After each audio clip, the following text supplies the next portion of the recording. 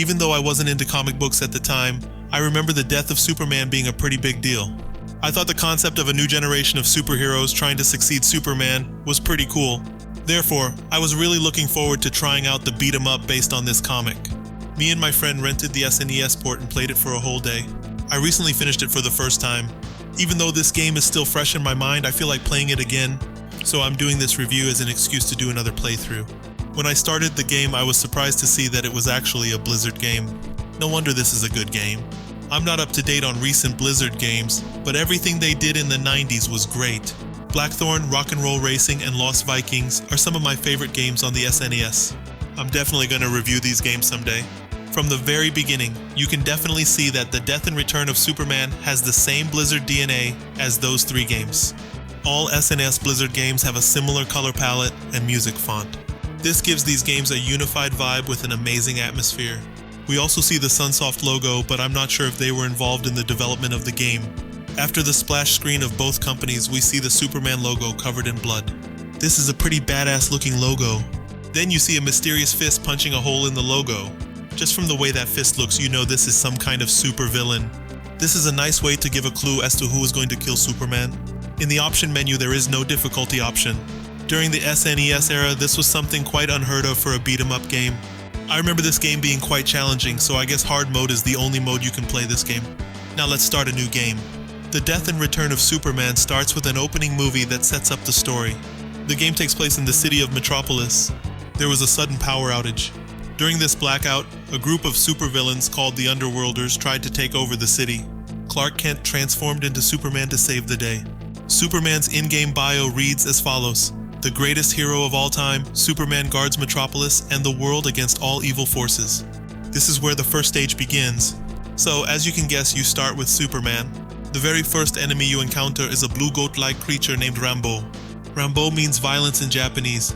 I don't know if this is just a coincidence, but I think it's a very fitting name. I tried to look up this enemy online, but I couldn't find anything. So I guess this enemy was created just for this game. I don't know much about the Superman universe, but it doesn't really seem like an enemy that would fit into that world. However, it really looks like a monster you would see in a Blizzard game. Its stronger red version is also called Rambo. Usually in beat-em-ups, color variants have different names. I suppose this is another element that makes this game different from other beat-em-ups. Of course, in the comics, Superman can destroy this kind of weakling in the blink of an eye, but it wouldn't be that fun if that were the case in the video game. So in this game, Superman has been nerfed quite a bit. And right off the bat, you can see the mix of dark and very bright colors that you see in most Blizzard games of that era. I really like how this first stage looks. With the night sky and pine trees in the background, it feels like you're infiltrating a secret northern military base, a bit like in Bionic Commando. The trees have a really nice parallax effect. The music and the enemies of that stage could work very well in a game like Blackthorn. What I mean is that in some ways this game has more Blizzard DNA than DC Comic DNA. And as for the music, it's good enough that it is worth tracking down the soundtrack to listen to it outside of the game. The death and return of Superman controls like a regular beat-em-up with a few caveats. You can attack while jumping and punch your opponent like any good old beat-em-up. You also have a special attack that hits all enemies. In the case of Superman, his super attack is a punch to the ground. What makes this game different from other beat-em-ups is that you're not just limited to melee attacks. Superman can also shoot lasers from his eyes to reach enemies at a distance. As you would expect from Superman, you can also fly in the sky. It's a good idea to explore the sky because sometimes there are items hidden there. You can also throw things at enemies. This adds some variety to the gameplay. Since there is no time limit, you can take as long as you want to defeat the enemies. Usually there is a time limit in beat-em-ups, so this is another element that makes this game unique. You can also perform grappling attacks. This allows you to damage the environment by throwing enemies at it. It's a pretty impressive detail that I haven't seen in many games before. Sometimes when you break walls and the like, you get an item. So it's a good idea to use throw attacks as much as possible. Igor, the second enemy type you encounter in the game, has a machine gun. Usually in beat-em-ups, enemies with guns are encountered at the very end of the game. This makes this game pretty hardcore. Besides enemies, there are also obstacles like electric gates and such. Sometimes items are protected by such obstacles, so if you want to get them, you have to take some risks.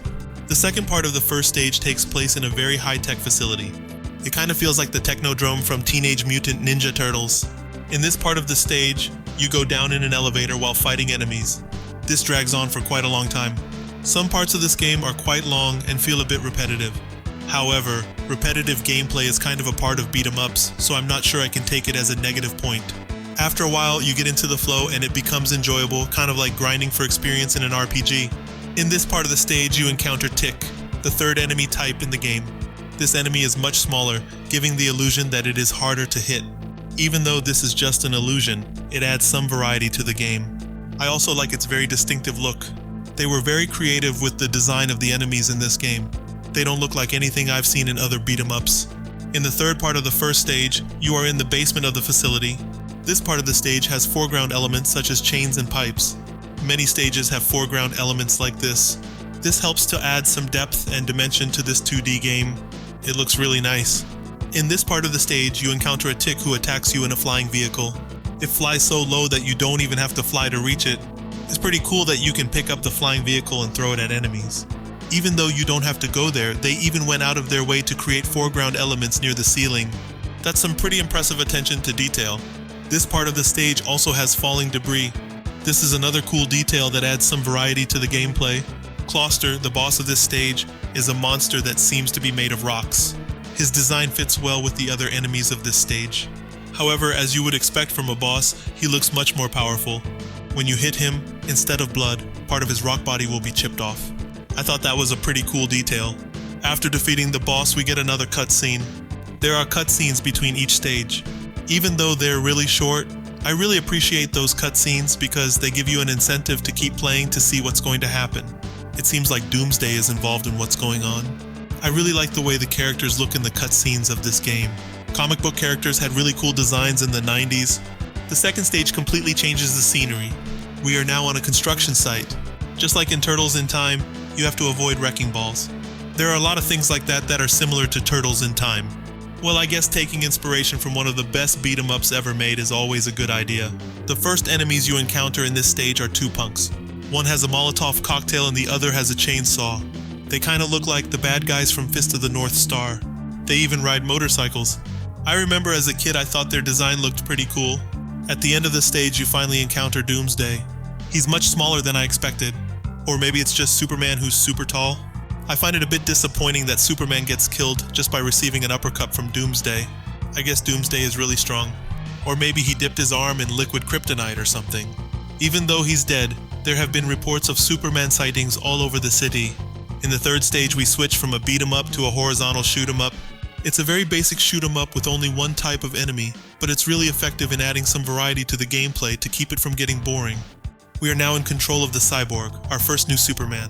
His bio at the beginning of the game reads, "Half man, half machine. Cyborg's organic parts match Superman's DNA identically, while his metallic parts appear Kryptonian in origin." Is this a reconstructed Superman? I guess if he's not a resurrected Superman in the form of a cyborg, maybe he's a clone. For his ranged attack, he turns his steel arm into a gun. His special attack is a bomb. It's funny how his bomb doesn't hurt him at all. After the shoot-em-up part, you encounter two new types of enemies, the Elites and the Defenders. They look much stronger than regular punks. This helps give a sense of progression to the game. Elites are easier to defeat with flying attacks than with jump attacks. This gives you an incentive to use your flying capabilities. The Defenders are regular enemies with guns. There are parts of this stage where you fight exclusively in the sky. This is another thing that distinguishes this game from other beat-em-ups. In this stage, there are some pipes containing some kind of blue liquid going through trees. I wonder what that liquid is. Are they extracting that liquid from the trees? Maybe they harvest Mako energy from the environment like in Final Fantasy VII.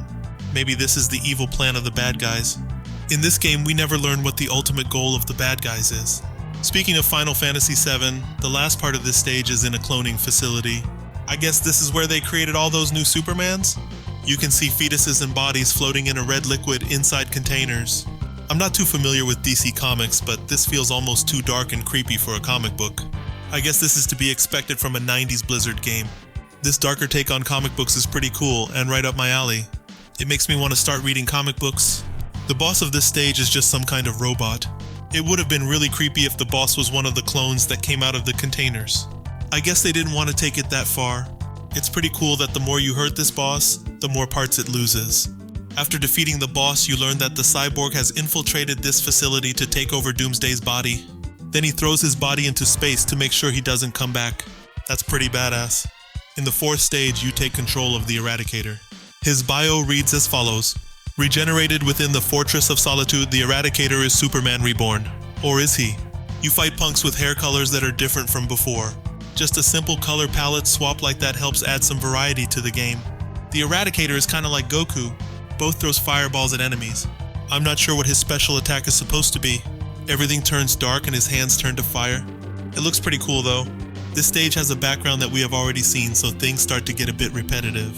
However, in the second part of the stage, the buildings are a bit more run down. This is a good way to show us that we are in a tougher, more dangerous part of the city. The boss of this stage is Man of Steel, another new Superman. We don't know yet which of these Superman are the bad guys and which are the good guys. This game is good at adding some suspense and mystery to the game just with the visuals. Steel's bio at the beginning of the game reads as follows. Steel aka John Henry Irons, former special weapon designer from Weston Technologies, the Man of Steel has pledged his life to carrying on Superman's legacy of justice. So I guess the Eradicator is fighting him because he's either a bad guy himself or he doesn't know yet that Steel is a good guy. After the battle, he joins their forces to fight evil. Then a spaceship suddenly appears over Coast City and destroys it. In the 5th stage, the Eradicator goes to Coast City to investigate this incident. This stage begins with exactly the same shoot-'em-up portion as the previous stage, but with a different background. The view of the whole city in flames is quite impressive. I just wish the gameplay of the shoot-'em-up parts were a bit more varied. They could have added a new enemy type or something. The beat-'em-up part of this stage has some pretty dark elements like skeletons on the floor.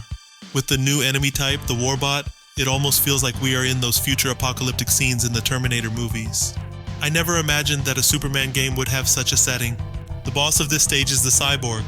I wonder why all the new Supermans are always fighting each other. Maybe the Cyborg is the one responsible for all this destruction? In the next stage, we finally take control of Superboy, the last Superman we encounter in this game. His bio at the beginning of the game reads as follows. Created within genetic tubes of Cadmus Project, Superboy claims to be a teenage clone of Superman. As you might expect, he is the fastest character in the game. Like the Eradicator, his melee attack is some kind of fireball that he throws from his hands. His special attack is something that looks like an explosion. I'm not sure what it is, but it looks pretty cool. Other than getting control of a new character, there is nothing new in this stage. It uses backgrounds and enemies that we have already seen. It's still pretty fun though. At the end of the stage, you fight the Cyborg again. He tells you that Coast City is now Engine City, so I guess he was the one behind this attack. The next stage is another shoot 'em up. The enemies have the same movement pattern as before, but at least they look different now. During the cutscene at the end of the stage, we see a resurrected Superman wearing a black outfit with a gray logo. This outfit looks really cool. In the comic books and movies, I wish we saw more of Superman in this outfit. The next stage is another stage with pipes, but this time instead of going through trees, they go through bigger pipes. I guess this is a super high-tech facility created by the Cyborg. Instead of just entering the scene normally, enemies are now warped in like in Star Trek. This makes you feel like you're fighting a super powerful enemy with ultra high-tech technology at his disposal. This helps make the threat more frightening. The only new enemy in this stage is the Warbot with a different color palette. I wouldn't expect a new enemy type this far into the game. In the second part of this stage, they mix things up by changing the color of the background as well. In the next stage, we finally fight a boss in a shoot-'em-up segment. This kind of looks like the machine you fight in the sky in Contra 3. This looks pretty cool. At the end of this stage, we learned that Engine City is powered by kryptonite. Therefore, Superman cannot enter it. However, Man of Steel can enter it without any problem. That must mean he has no Superman DNA at all. Speaking of which, when he flies, he uses some sort of propulsor under his feet. So I guess he's completely machine and doesn't have real Superman powers, he just emulates them. Man of Steel then goes to the bottom of the facility to destroy all the cores that power the city. In this stage, you must avoid obstacles until you reach the core. The variety of gameplay in this game is quite impressive. Then at the end of the stage, you fight a giant Terminator-like head. This must be the robot that protects the main core of the city. We finally reached the final stage of the game, and at last we fight as Superman again. It's a little disappointing though that he's not wearing his cool black outfit. To let us know that things are getting serious, the background palette is now red. As you might expect, the final boss of the game is the Cyborg and was the main villain all along. He looks exactly the same as he did all the previous times we saw him in the game. Since he's the last boss, I wish he had a special final form or something. After defeating the Cyborg, the other Supermans acknowledge that you are the real deal. Superman feels rejuvenated and looks forward to his next adventure. Then the credits begin to roll. And that was it, we finished the death and return of Superman. With 10 lengthy stages, this is quite a long game for a beat-em-up. Maybe even a bit too long. I understand that this kind of extremely repetitive beat-em-up gameplay is not for everyone. But personally, I find it very relaxing and enjoyable. Still, I think it would have been a better game if the stages were shorter. If you're a fan of beat-em-ups like me, you should definitely check this game out. I had an absolute blast reviewing Death and Return of Superman. I'm definitely going to review more Blizzard games, so if you're into that, please look forward to it. Thank you for watching and see you in the next video.